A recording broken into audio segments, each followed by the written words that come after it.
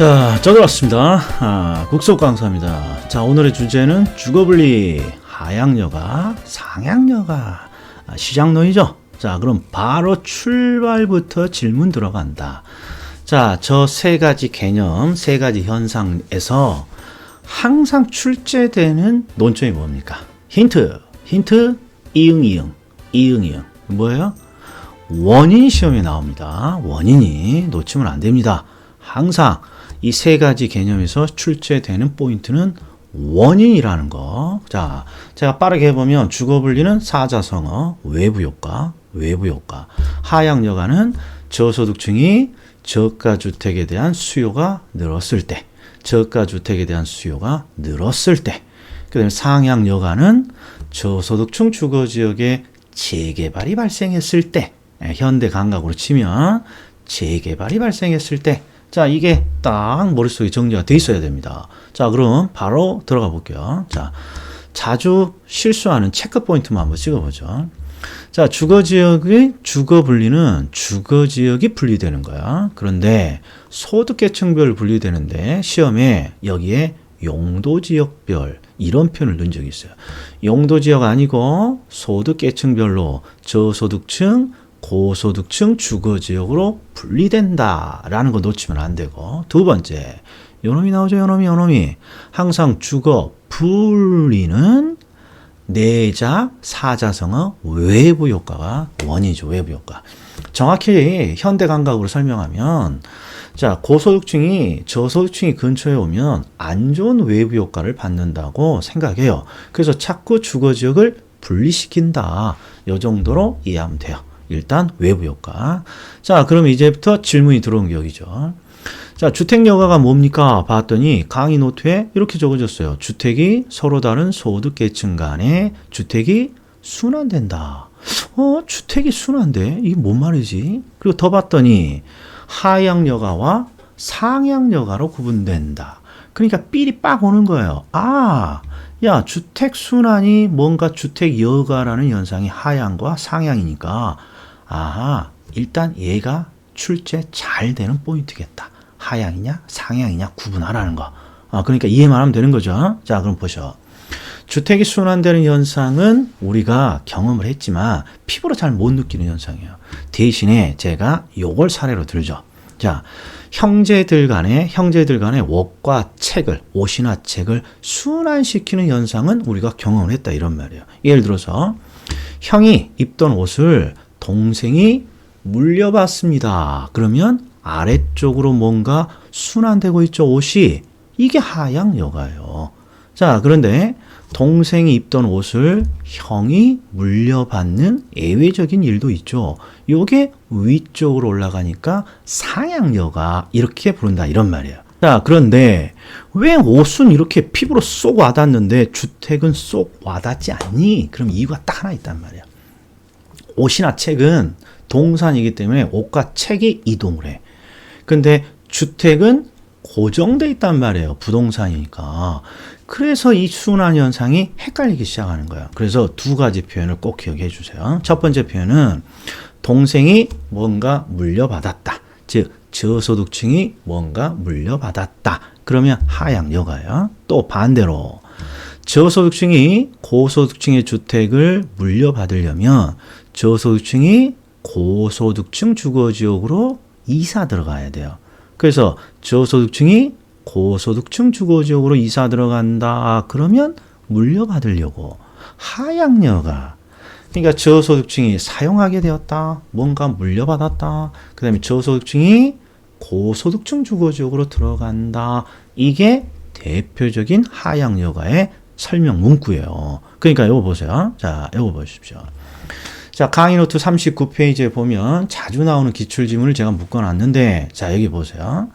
논점은 하향이냐, 상향여가냐, 100%예요. 여기에 논점인데, 자, 노후화된 고소득층의 주택이 저소득층의 사용으로 전환되었습니다. 그러면 저소득층이 물려받았죠. 그러면 하향여가예요. 자, 그런데 이걸 물려받으려면 고소득층 주거지역으로 저소득층이 이사 들어가야 돼요. 이사.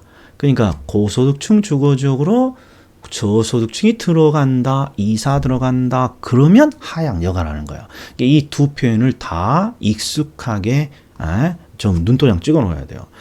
저소득층의 사용으로 전환되었다. 물려받았구나. 하향여가. 저소득층이 고소득층 주거지역으로 들어간다. 물려받으려고. 하향여가. 이렇게 되는 거야. 그럼 상향여가는요? 저소득층이 고소득층 주거지역으로 들어가는 이런 현상이겠죠. 자, 그럼 이제 들어가 봐요. 더.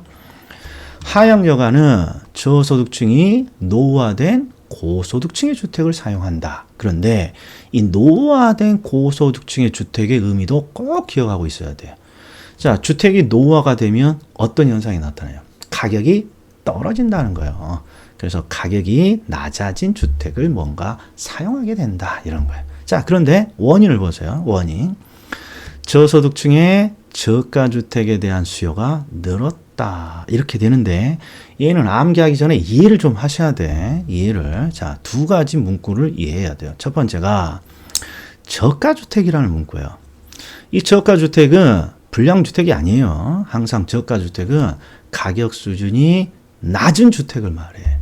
왜 가격 수준이 낮은 저가주택이라는 표현이 나옵니까? 저소득층이니까.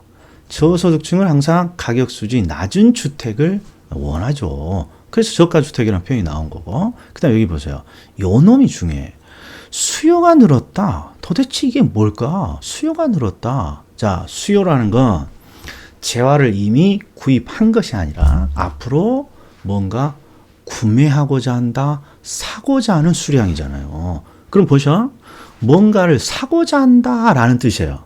그럼 왜 뭔가를 사고자 합니까? 그러면 뭔가가 필요하다 이런 거예요. 그러니까 저가라는 거 일단 빼고 이것만 쑥 보면 주택에 대한 수요가 늘었다는 건 주택이 필요해졌다 이런 거예요. 주택이 필요해졌다. 이걸 유식하게 주택에 대한 수요가 늘었다 이렇게 표현하는 거예요. 그럼 한번 써봐요. 자, 이거 봐요. 자, 동생이 왜 옷을 물려 입었나요? 옷이 필요해서. 그런데 엄마가 안 사줘서. 이걸 유식하게 동생이 옷에 대한 수요가 늘었다 이렇게 보는 거예요. 옷이 필요해졌다 이런 뜻이다 이런 거죠. 자, 그런데 쉬울 것 같으냐? 아니야. 자, 보셔. 자, 어디서 질문이 들어오느냐 이거 보세요. 이게 하향여가라고 되어 있고 하향여가가 자, 저가주택은 저소득층이 주어니까 가격 수준이 낮은 주택이고 주택에 대한 수요가 늘었다. 이 말은 주택이 필요해졌다. 그러니까 하향여가는 저소득층이 주택이 필요해졌을 때 뭔가 주택을 마련하는 하나의 방법이라는 것. 자, 그런데 왜 질문이 들어옵니까? 이 문구가 주어지면 질문이 들어온다 이런 말이에요. 자, 이게 이건 목이 잠기네. 자, 이게 기출지문인데 저소득층이 소득이 증가하거나 정부의 보조 이런 표현이 나오고 저가주택에 대한 수요가 늘었다고 하니까 미스터 우가 야, 소득이 늘었다고 하는데 말이야. 왜 저가주택이냐? 고가주택이어야지. 이렇게 질문을 주신다 이런 말이에요. 그러면 정확히 이해하고 있지 못한 거예요. 항상 저소득층은 소득이 늘더라도 여전히 저소득층이고 저소득층은 가격 수준이 낮은 주택을 필요로 하는 거예요. 그러니까 저가라는 주택이 안 들어가면 오히려 이의신청이 되는 거예요. 저가 주택에 대한 수요가 늘었다. 가격 수준이 낮은 주택을 필요로 한다. 이런 거예요. 그리고 또 하나. 하향여가가 발생하면 이게 30일의 기출 지문인데 저가 주택에 대한 공급량이 늡니까? 줍니까? 이것도 아주 압도적으로 질문이 많이 들어와요. 이 두 가지가. 왜 이게 무슨 말이냐? 보셔. 사람들이 시장에서 뭔가를 필요로 해. 이게 수요의 증가죠. 뭔가를 필요로 한단 말이에요. 자, 수요의 증가라는 표현을 그대로 써도 뭔가를 사고자 한단 말이에요. 그러면 시장은 사람들이 필요로 하는 물건을 공급해 주겠어요? 공급 안 해 주겠어요? 당연히 공급해 준다 이런 말이에요. 그러니까 저소득층이 뭔가 주택을 필요로 합니다. 그럼 시장은 필요로 하는 주택을 공급한다 이런 말이에요. 그러니까 공급량은 증가한다 이렇게 돼야 되는 거예요. 자, 그러면 전체적인 이해를 제가 해볼게요. 자, 제가 이제 막 결혼을 해요. 젊은 청춘일 때. 그럼 소득이 적으니까 8평짜리 원룸 빌라에서 시작한다. 이런 말이에요. 그런데 이제 소득이 조금 늘어요. 소득이 조금 늘어. 그러면 어떤 생각을 하냐? 야, 8평이 아니라, 야, 15평짜리 조금 더 나은 주택을 한번 구입해 볼까? 이게 바로 주택이 필요해졌다는 거예요. 이게 바로 주택에 대한 수요가 늘었다는 거고. 그런데 이 주택이 필요해졌을 때 나는 내가 원하는 주택을 신축하는 게 아니죠.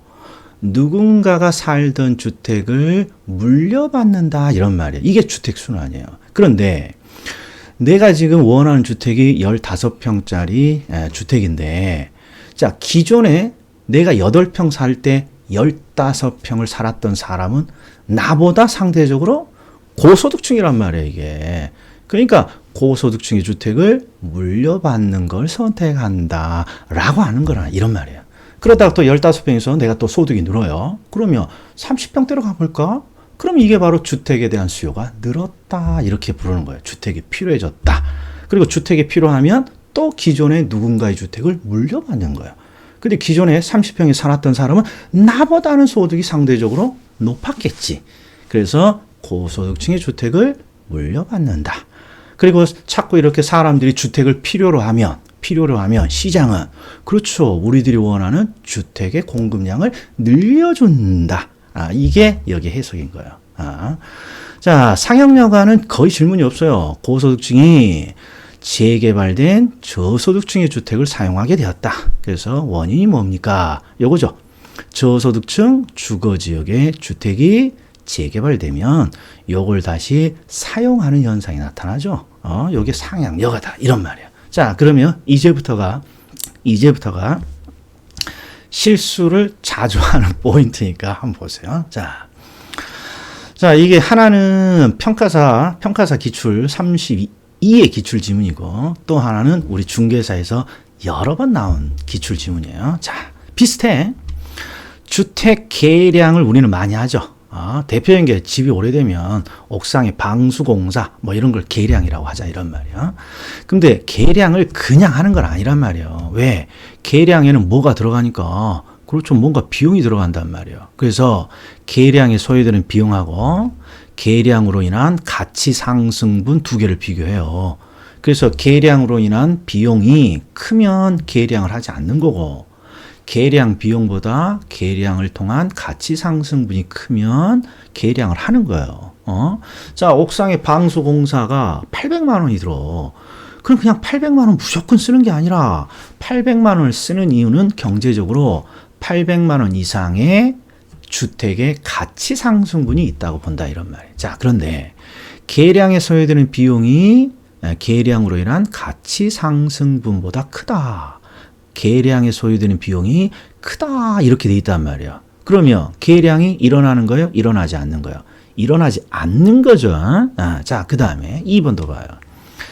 자, 보수 또는 재개발을 주고, 보수 또는 재개발을 통한 가치 상승분이, 자, 보수나 재개발 비용보다 크다. 그러니까 이번에는 뭐가 큰 거죠? 보수를 통한 가치 상승분이 크다면, 그러니까 여기는 계량이 또는 재개발, 보수가 이루어지는 거고. 자, 이런 문구인데, 자, 잘 보셔. 주어를 잘 봐야 돼. 이 계량과 보수가 어디에서 일어나는지를, 자, 보셔. 여기에 고소득층 주거지역이라고 되어 있어요. 내가 빨갱이로 표시할 테니까 잘 보셔. 고소득층 주거지역에서, 자, 계량 비용이 계량을 통한 가치 상승분보다 크다. 그러면 계량이 일어난다, 일어나지 않는다. 계량은 일어나지 않는다라는 거죠. 그러니까 여기는 어떤 내용이 담겨 있습니까? 그러면 고소득층 주거지역에서 계량이 일어나지 않는다, 이래요. 그럼 어떤 일이 일어날까요? 고소득층 주거지역에서 계량이 일어나지 않으면 고소득층 주거지역의 주택이 급속도로 노후화되고 가격이 훅 떨어진단 말이에요. 그럼 가격이 훅 떨어지면 저소득층이 주택을 물려받는 하향 여가가 발생하기 쉽겠군요. 이게 바로 1번 내용이에요. 자, 그런데 2번은 저소득층 주거지역이야. 저소득층 주거지역에서 재개발을 통한 가치 상승분이 크다면 저소득층 주거지역에서 재개발이 일어나는 거죠. 그러니까 고소득층이 다시 일이 들어오는 상향 여가가 발생하겠군요. 이렇게 해석을 해줘야 돼요. 자, 출제 계량 따라갑니다. 뭘 이렇게 제가 설명을 많이 했을까요? 15분이나 걸렸네. 자, 우리 30회 기출입니다. 한번 보겠습니다. 자, 이해하셔야 돼. 자, 여기 봤더니 주택 여가 과정은 주택의 질적 변화, 그 다음에 가구의 이동과의 관계를 설명해 준다. 이게 정답이에요. 자, 주택의 질적 변화라는 건 내가 보다 나은 주택을 필요로 합니다. 이거 어떤 방법으로? 그렇죠. 기존의 주택을 물려받는 하향 여가로 이루어진다. 이런 말이에요.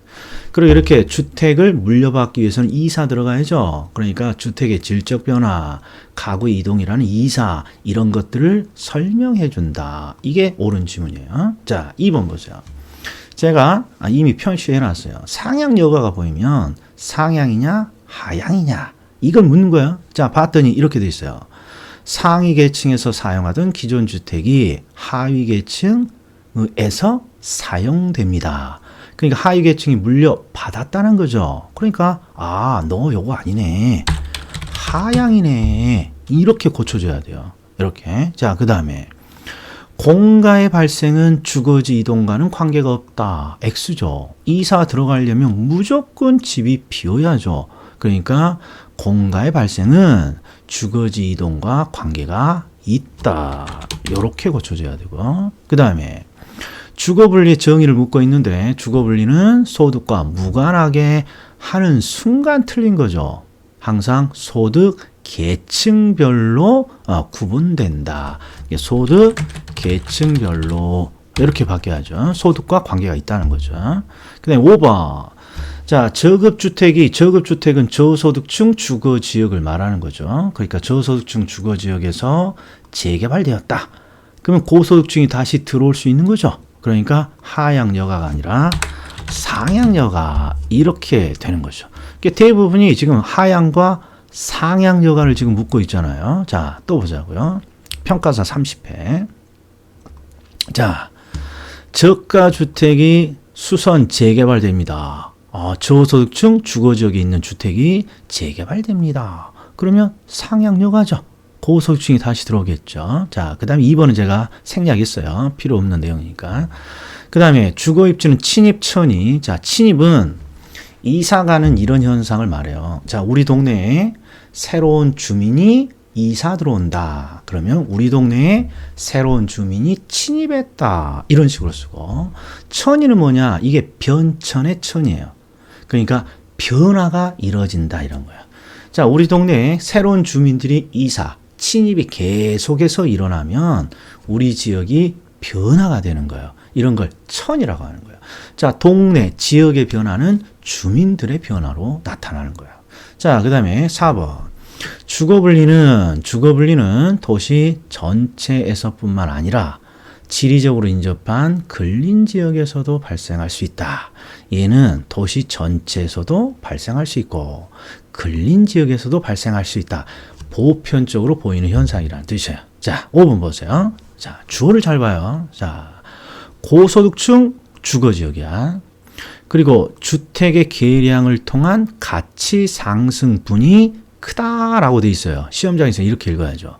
그러면 계량을 통한 가치 상승분이 커? 그러면 계량을 하는 게 유리해요? 계량을 하지 않는 게 유리해요? 계량을 한다 이런 말이에요. 계량을. 그러면 고소득층 주거지역의 주택이 노후화된다? 노후화되지 않는다. 노후화되지 않아. 부지런히 유지 보수를 하니까. 그러면 고소득층 주거지역의 주택의 가격이 떨어지지 않는단 말이에요. 가격이 떨어지지 않아. 그러면 저소득층이 이것을 물려 사용할 방법이 없죠. 그러니까 하향 여가가 발생하지 않는다. 이렇게 고쳐줘야 됩니다. 이렇게. 자, 5번 지문. 자, 뭔데 이렇게 제가 19분이나 설명을 했는지 모르겠어요. 자, 아무튼 여러 가지 것들 제가 노파심에 다시 설명한 듯 합니다. 자, 반복해서 꼭 이해해줘야 돼요. 자, 다음에 뵙겠습니다.